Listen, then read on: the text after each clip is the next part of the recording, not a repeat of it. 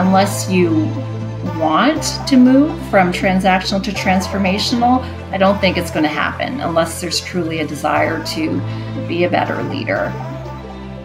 Hi, welcome to Radical Transformation, a show where we get up close and personal with the leaders disrupting and transforming business today. I'm your host, Mike Swetman, and I'm delighted to be joined by Susan Power today. Susan started her career in banking and then at Accenture before setting up and selling her first business, Hire Talent, back in 2016. After that, Susan dived back into corporate life as HR director for JD Irvine, where she set the people strategy for a division of 5 businesses before in 2018, founding another business called PowerUp Leadership with a vision of building more inspiring workplaces by coaching managers to become better leaders. Susan also hosts her own podcast show, Inspired Leadership, so check that out. So she's no stranger to podcasts. Susan, welcome to the show. Thanks for joining us all the way from Nova Scotia, Canada. How are you today? Hi, Mike. I'm well, thank you. Thanks so much for having me on Radical Transformation. You're welcome. Thanks for joining us. Let's jump straight in, Susan. So tell us, our leaders, a bit about yourself. You know, for example, what was your first ever job? Did you have a side hustle when you were growing up? Oh, yes. Once an entrepreneur, always an entrepreneur. I remember, I don't know if you'd consider this a job, but I remember as a kid being 9 years old, I think at the time, 8 or 9 years old. And my best friend, neighbor, we would go door to door trying to sell trinkets. And it wasn't so much for the money. I think we just found it fun trying to merchandise, sell the toys that we weren't using anymore. And I don't know what prompted us to do that. Between that and the lemonade stands, that would have been the first job per se.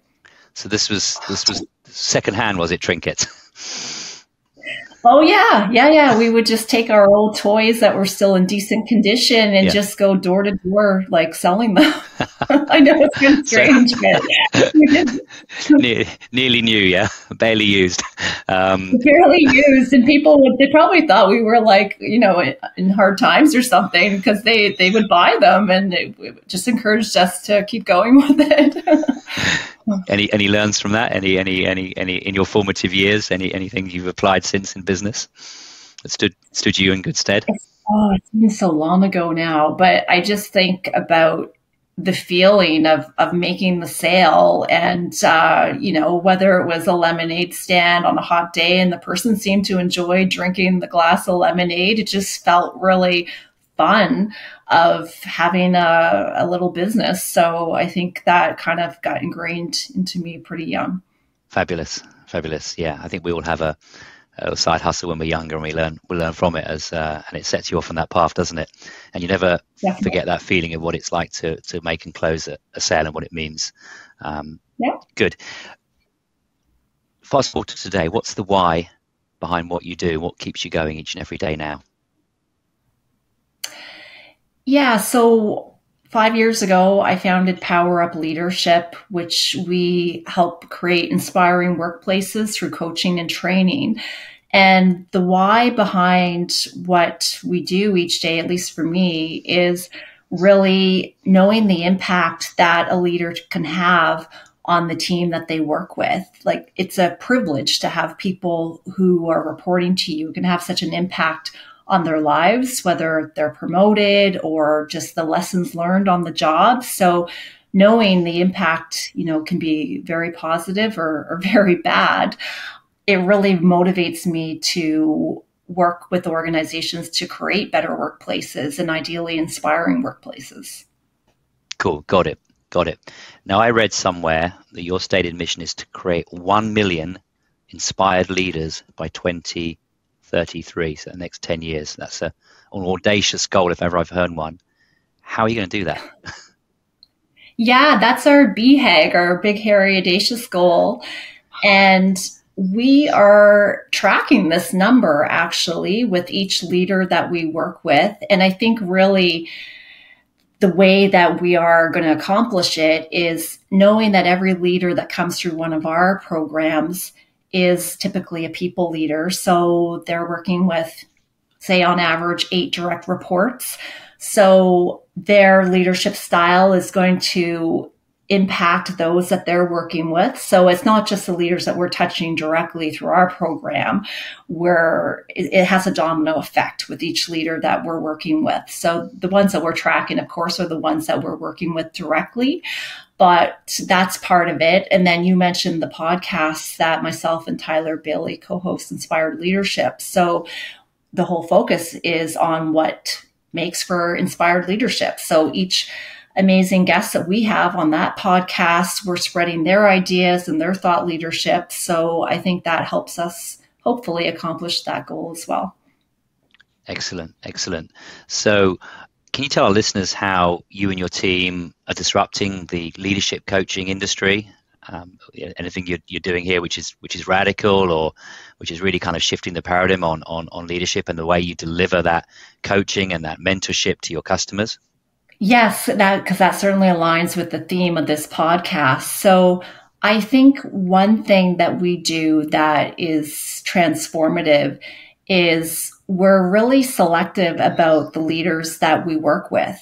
And we really only want to coach and work, at least on the one-on-one side of things, with leaders who are really committed to transformation and development, because they're not going to have success. They're not going to get value from working with PowerUp Leadership unless they are truly hungry to be better leaders and they really want to be part of the program. We're not one of those companies that just offers corporate programs and tries to run people through it, kind of like the McDonald's of leadership coaching. We're very, I guess, selective about, we have an intake process and we're selective about what leaders we work with, because we want to make sure that we're able to realize that 1 million leaders by 2033. That's our objective. That's our why for existing. If people come through it and they're kind of lukewarm on the idea of it, we're not going to be able to accomplish our mission. Okay. So I get that you're selective on who you work with, and people have got to want to be on the program to some extent. But what else are you doing? Is there some sort of special sauce here, or that you apply on your programs to really get people to really develop through your programs as leaders? Yeah, it's a really good question, because there are a lot of leadership programs out there. It's certainly a big industry. And I think what we do well that makes us different from many others out there is that we hand select each coach that works with us. I personally hand select them. So I always have them coach me as part of the process to make sure I'm comfortable with their style and their motivation behind wanting to work with coaching clients.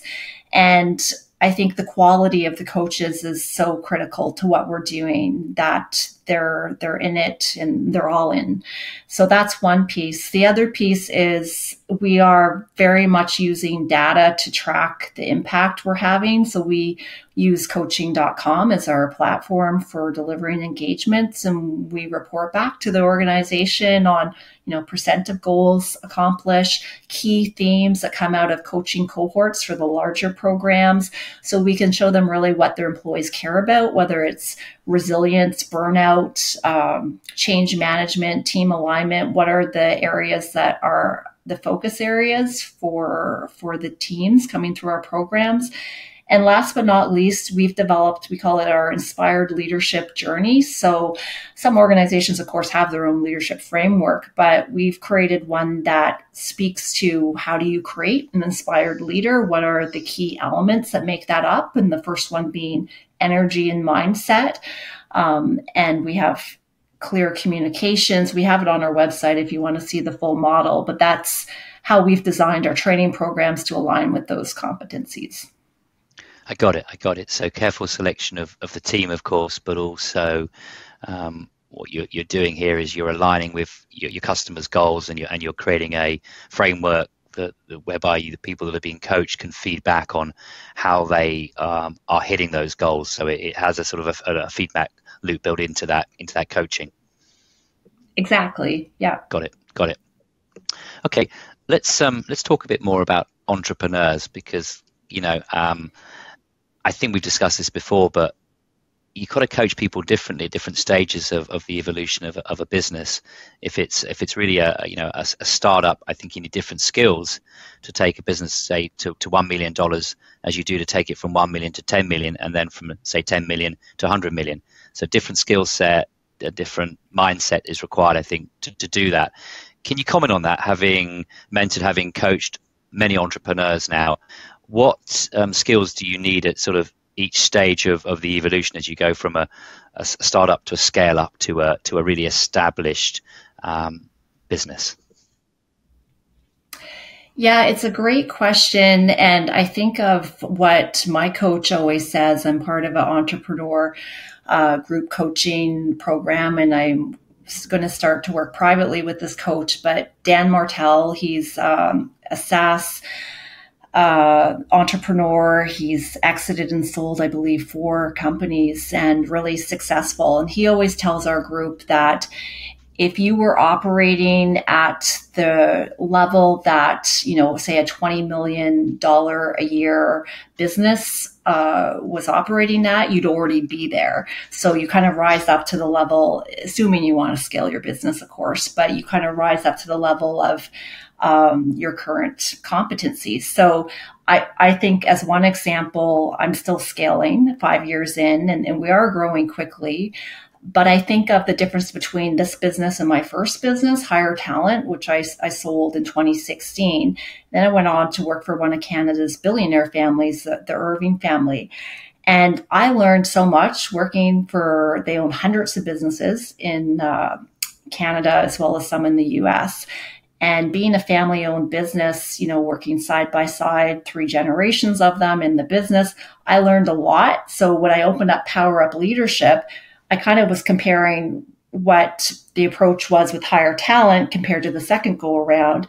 And, it's just night and day, really, that you learn so much. We all do on our journey and through experiences and people we meet and have the privilege of working with, that it's kind of a building process. And my philosophy is, as long as you get a little bit better each day, that's progress. So if you're doing the same thing every day, rinse and repeat, like I could not, work, no offense to anyone who does listening, but I couldn't work in a government job, couldn't work in a job long-term period. I just get bored. But the beautiful thing about entrepreneurship is you are constantly learning, you are constantly growing.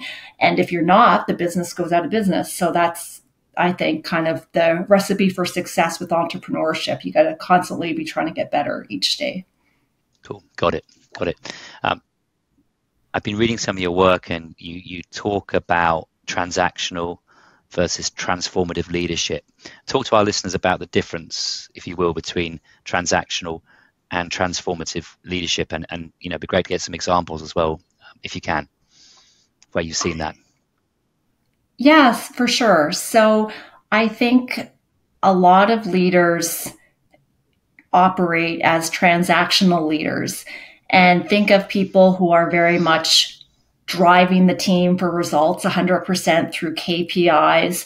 They're sometimes micromanagers, and often they're very short-term focused. They're trying to use the carrot and the stick to motivate people, which certainly has its place, but often they lean too heavily on that, versus a transformational leader tries to motivate through communicating a larger purpose, a why, their vision for the business, and supporting the team, getting to know the team through building relationships and supporting their team to reach both their professional goals and their personal goals. So many leaders don't even ask, if they're on the transactional side, what's important to you? What's your big life goal? Are you trying to buy a house? Do you have a dream to bring your family to Italy? Like, how can I support you to make you successful in your biggest dreams and goals? Versus a transformational leader is going to naturally have those conversations, and very much from a genuine place. And this kind of accelerates the team, because the team has a vested interest then to be successful, because it's helping them as well. I got it. And how easy is it to move between one state and the other? How easy is it to become a transformative leader if you're very much managing by the numbers and by KPIs and not having those kind of conversations currently with your teams? Yeah, it's a really good question. And I think, again, it kind of comes back to why we have an intake process for leaders to work with us as coachees, because unless you want to move from transactional to transformational, I don't think it's going to happen unless there's truly a desire to be a better leader. It's not impossible, though, if that desire is there and people are open to being coached. It's very possible, but I think it does take some time, and we're all on a journey to get better each day. It does take some time and some practice and trying out different things, committing to different actions, seeing what lands, what doesn't. So it's probably different for each individual and what their starting place is. Okay, but it can be done. That's my observation as a professional certified coach, that it's certainly doable if the desire is there. Got it. Listen, every leader strives to become the very best version of themselves. What advice would you give to our listeners on the things they absolutely must get right if they're going to lead effectively, regardless of the size of their team? But if they're going to lead effectively, what advice would you give them? What takeaways would you want to share today? Well, I can share with you what has worked well for me that I'm trying to be consistent with. And I'll give Dan Martell again credit for this. I didn't come up with this, and I learned it through his program, but he calls it the 5 daily non-negotiables. And it's simply get your sweat on every day, exercise 7 days a week. He always says Saturday and Sunday, they both end in day. There's still a day. There's no day off. The second one is read 10 minutes, a non-fictional book every day. Look at your goals 3 to 5 times a day on your smartphone. Just like remind yourself what you're trying to work towards 3 to 5 times a day.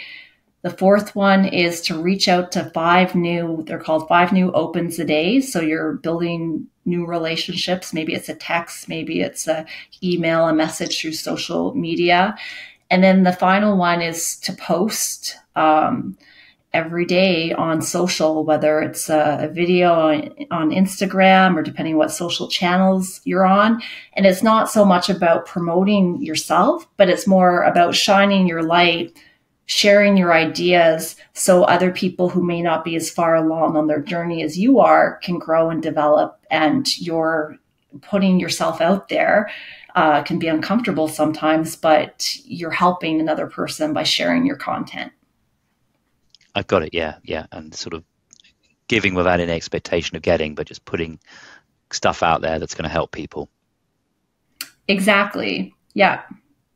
And what I hear there is looking at, in those 5 principles, I certainly hear about looking after the self here. Because if you're not fit and healthy yourself, it's quite hard to be in this dynamic, fast-paced world and an effective leader of people, and also investing in yourself from a content perspective. So that was what I was taking away from Dan's 5 non-negotiables. How well in reality do you see that executed by people? How well is it executed? I think most people are not very consistent about it. I think, it probably comes down, this is my belief, but I think at the most 3 to 5% of people are willing to do those daily. Because if you take these simple 5 actions daily, I think you're almost guaranteed to succeed. And I'm thinking about it from the frame of mind of being an entrepreneur. It's not easy to fit these in every single day, right? On top of everything else we do every day. But what I've noticed when I'm doing it consistently, and I'm starting to get quite consistent with it, is that it really increases my confidence, and how I show up, my energy level is different than if I don't do them. And I think it's simply because you're doing what you've committed to do to yourself each day, and it's cumulative. And like, those are just kind of the basic table stakes. Like, you do those consistently and eventually you build on that. But this is kind of the foundational level. Brilliant. No, thank you. Okay. I know leadership coaches can add tremendous value, particularly when you're, for example, at certain points in your career, your life being asked to step up at work, but also when you need to maintain a healthy and sustainable work-life balance. So what advice would you give to our listeners when it comes to selecting the right mentor for themselves? How do they do that? Yeah, it's an important question, and I differentiate between a leadership coach and a mentor. I think that both have a role. So to me, a coach is more the person that's helping you frame your goals, asking you the right questions.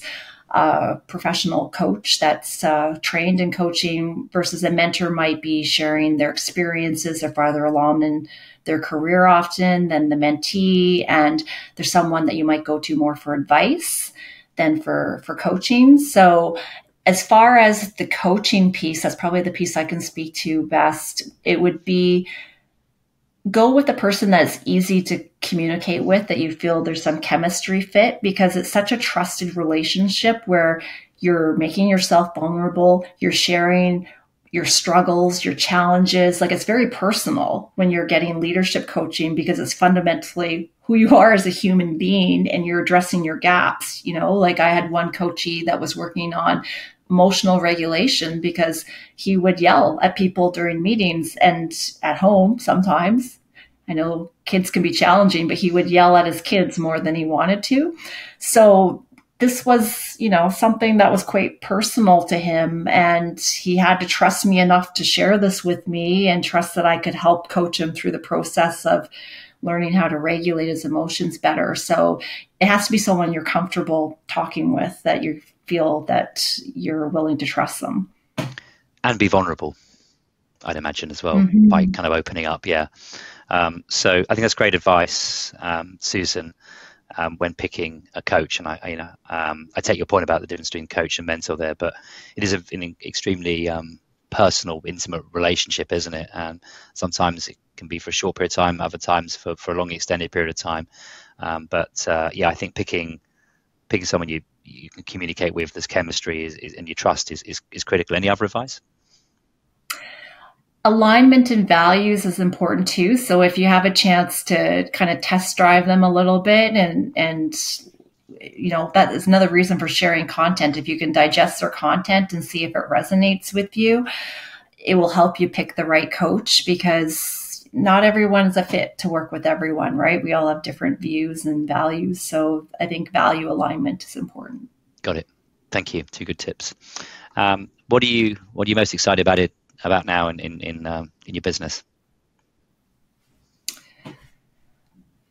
Yeah, so many things. It's hard just to pick one, but I think if I was to pick just one, it would be that we're scaling quite quickly. You know, 5.5 years in, it's been a lot of blood, sweat, and tears to get to where we are today.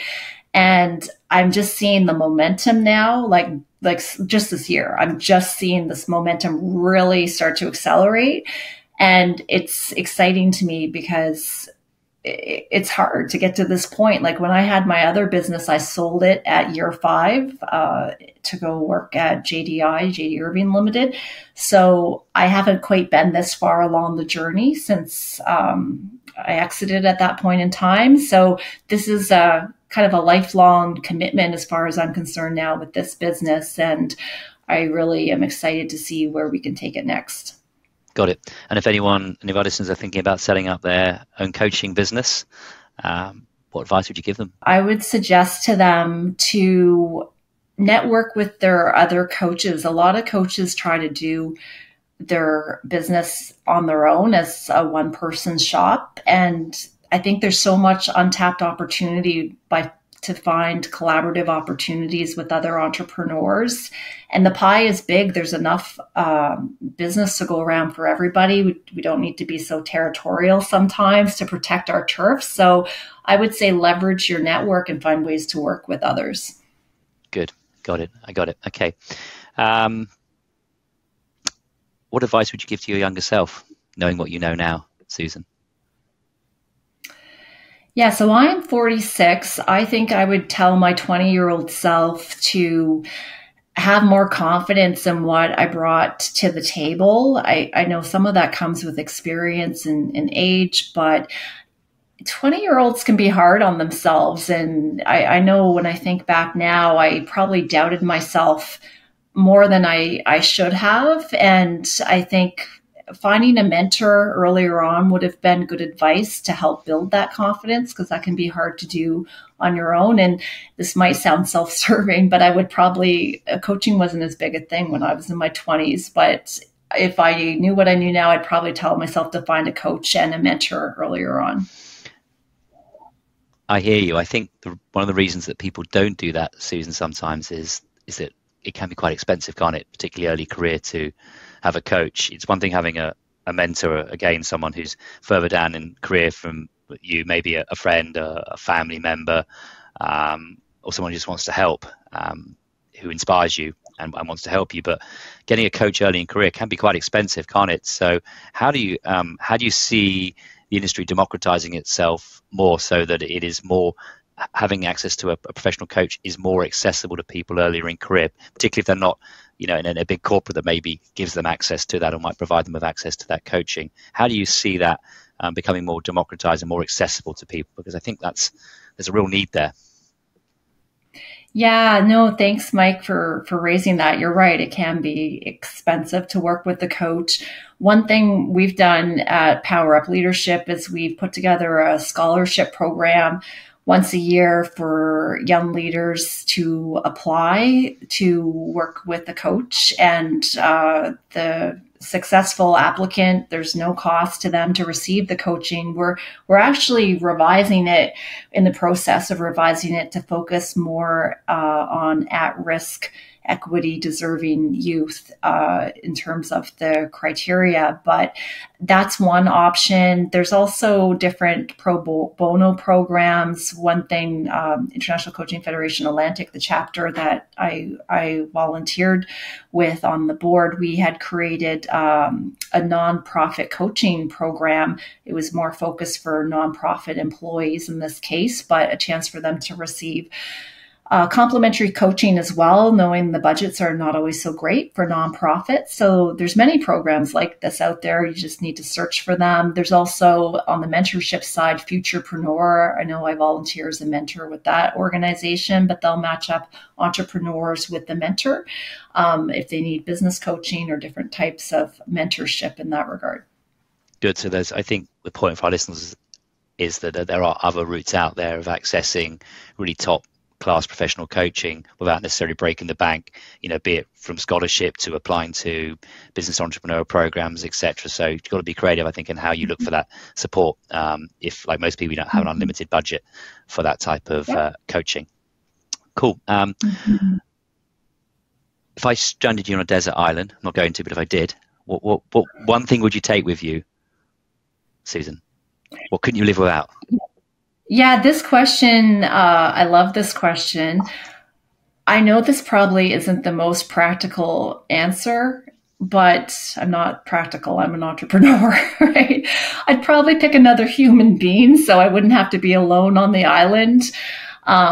If that's an option. If that's not an option, I guess the fishing rod would be second best option. But I think a companion would be what I would select.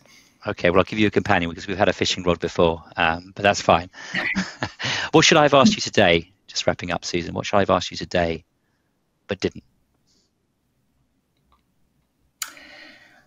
I think one thing that would be great to highlight would be a program that we're launching. It's a public-facing program on coaching skills for managers. So one thing that we've noticed is a real gap is that managers want to be better coaches for their team. People leaders want to be better coaches, but they don't know how to coach. They haven't always been coached themselves by the bosses they report into. So we try to fill this gap by designing a training and coaching program for managers. And we actually do some coaching on coaching with them. We've piloted the program with an organization called Workers' Compensation in New Brunswick. And we rolled that out to 75 of their managers, but we're revising the program to burn it public. So your listeners can check it out on our website, powerupleadership.ca. And we have one launching. I think the next one's in April of 2024, but that's certainly something organizations can benefit from. Good. And is that in person coaching, or is it online, or a combination of the two, that program for managers? It's all virtual. Mm-hmm. Yeah. Got both it. The training and coaching. Got it. Well, you beat me to my last question, which was, how do people find you online? Yeah, we're on social as well. We're trying to grow a new YouTube channel and trying to create content on that front. So you can check out PowerUp Leadership's YouTube channel. We're on Instagram, PowerUp Leaders, as well as LinkedIn. Brilliant. Susan, it's been brilliant having you on Radical Transformation. Any parting comments or advice you'd like to give our listeners? Just thanks for having me on the podcast, Mike. I love the theme of radical transformation. It's such a great topic, and I think you've had some great guests on. I listened to a few of the episodes this weekend, and just really appreciate the opportunity to come on the cast.